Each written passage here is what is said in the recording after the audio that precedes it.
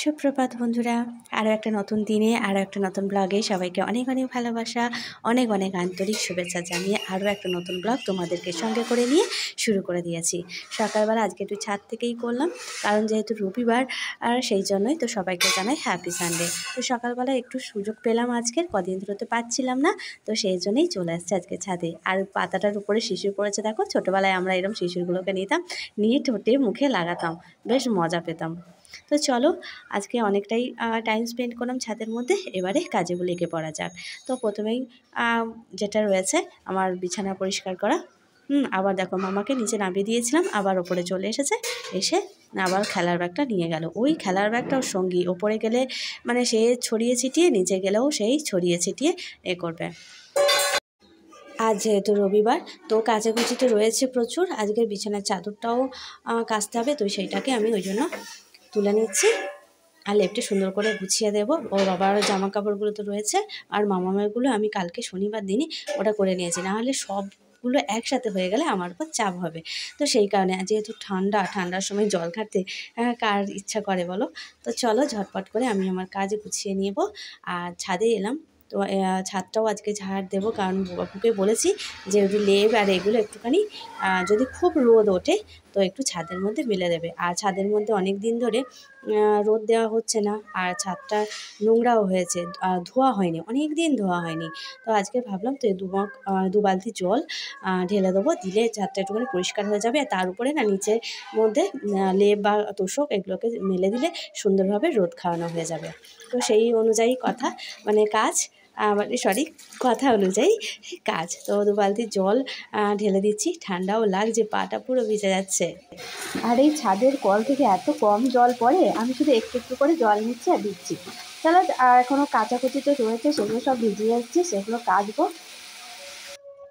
বেশ অনেকগুলোই তো কাচলাম, কিন্তু এখন দেখছি যে রোদটা মনে হচ্ছে আজকের উঠবে না। তো প্রায় 9টা বেজে গেছে, তো রোদটা হালকা করে উঠছে আর মেঘে ঢেকে আছে।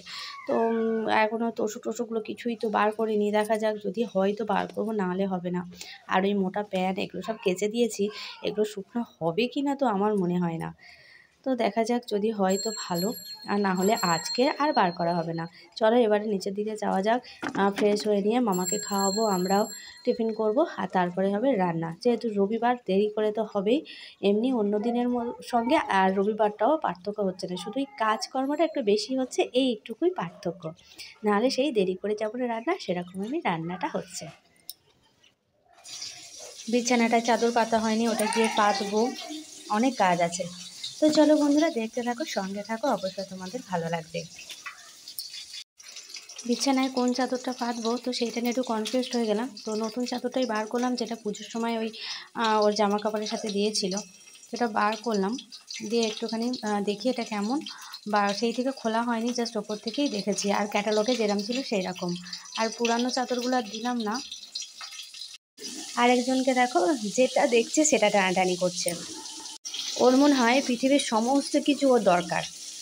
ওই কাগজটা এলো, সেটা নিল, এবার দেখো এই বালিশের কভারটা, ওটাও ওর দরকার, ওটাও নিয়ে নিল, মানে ওর মানে সবই লাগবে। বিছানা চাদরটা একটু খুলে দেখি কোনো ডিসপুট আছে কি না, আর থাকলেও এতদিন পরে এত তো গিফট পাওয়া, এটা ফেরত দেওয়ার ব্যাপার নয়, তো সেই জন্য এটাই ব্যবহার করে নেব ভাবছি। আর কালারটা একটু খুব একটা যে উজ্জ্বল তা নয়, আর একটু কেমন রঙের গন্ধ লাগবে, যেন আমি বারবার গন্ধটা শুকছি না।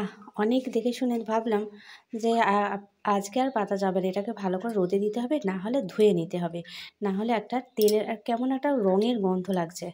তো চলো এটাকে রোদেই আপাতত দিয়ে দিই, বাবুকে জিজ্ঞাসা করে তারপরে ভেজাবো।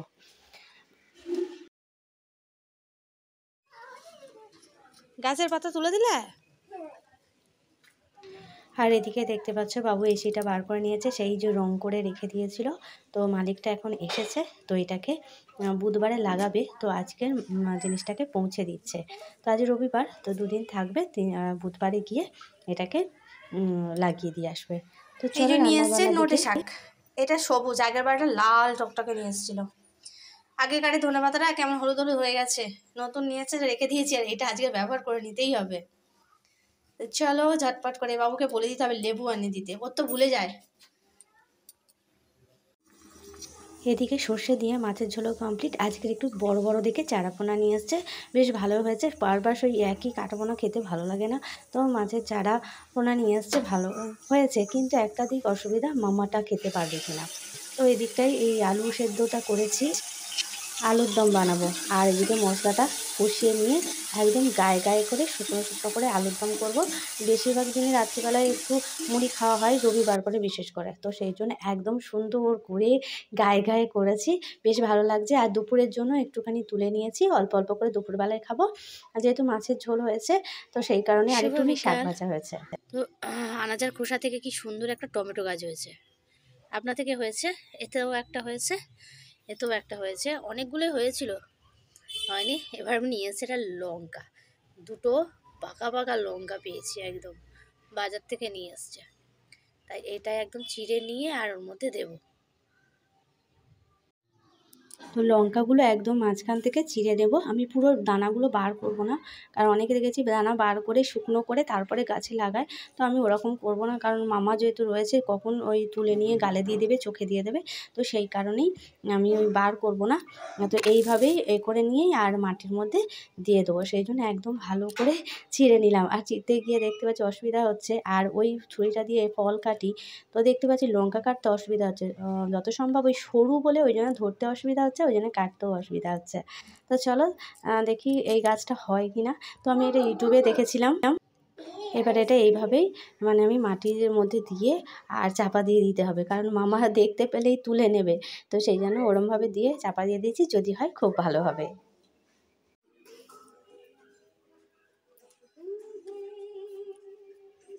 কি রান্না করছো? রান্না করছো তুমি? কি রান্না করছো বলো? কি রান্না? কি রান্না শোনাই?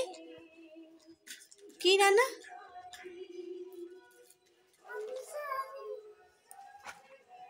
ওই বাবা, ওই বাবা, শুয়ে পড়লে? স্নান করে খাওয়া দাওয়ার পর এসে দেখি একেবারে সারা বিছানায় খেলা ভর্তি করে রেখেছে। তো ঘুম পাড়াবো তো বলছি, শুনছে না। এদিকে জানলাটা বন্ধ করে দিলাম, হাওয়া আসছে। সকাল সকাল খুলেছিলাম, অন্যদিনে খুব একটা খোলা হয় না, তো সেই কারণে আজকে খুলে দিয়েছিলাম, তো ওটা বন্ধ করে দিলাম। আর এদিকে দেখো আমি ব্যাগটাকে নিয়ে আসছি খেলনাগুলো গোছাবো বলে, কিছুতেই গোছাতে দিচ্ছে না। আর ওদিকে চাদরটাও আমি গুছিয়ে মানে একদম পাট করে নিয়ে যেরাম ছিল সেরাম রেখেছি। আর ওই যেটা কেচেছিলাম সেটাই শুকনো হয়ে গেছে। দেখেছো কেমনভাবে জারিজুরি করছে? এই হচ্ছে ওর দুষ্টুমি, করতে দেবে না, ঘুমাবে না। হ্যাঁ, এক্ষুনি ওর বাবা এসে এক্ষুনি বক বক করবে তারপরে।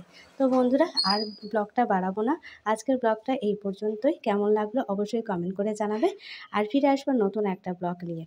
আর দুষ্টুটা দেখেছো এখন আবার আদর হচ্ছে। তো বন্ধুরা, টাটা, ভালো থেকো, সুস্থ থেকো।